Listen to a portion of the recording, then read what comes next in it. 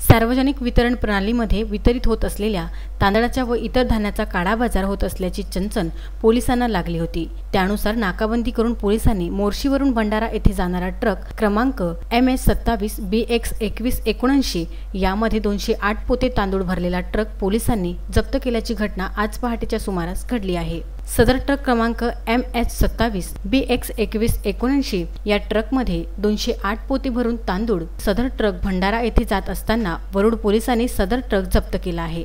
हा माल सरकारी आहे की खासगी याबाबत पुरवठा निरीक्षक प्रमोद दुधे, तहसीलदार सुनील सावंत यांच्या मार्गदर्शनाखाली तपास करीत आहे व त्या प्रकारचा अहवाल पण पोलीस विभागाला दिला आहे। या तांदूळाच्या ट्रकाबाबत सविस्तर चौकशीसाठी पोलीस निरीक्षक मगन मेहते यांच्या मार्गदर्शनाखाली तपास करण्यासाठी भंडारा येथे पाठवण्यात आले आहे। सदर तांदूळ खासगी आहे की शासनाच्या या दिशेने तपास करण्यात येत आहे। एकंदरीत कारवाई पोलीस निरीक्षक मेहते यांच्या मार्गदर्शनामध्ये पोलीस कर्मचारी रवींद्र धानोरकर, पोलीस कर्मचारी अजय ठाकरे आणि सचिन भाकरे यांच्या मार्गदर्शनाखाली सुरू आहे। निलेश लोणकर, विदर्भ न्यूज, वरुड।